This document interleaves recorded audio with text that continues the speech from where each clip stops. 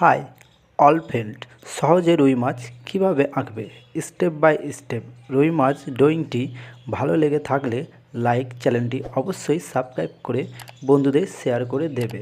পাশে থাকা বেল বোতামটি ক্লিক করে রাখবে।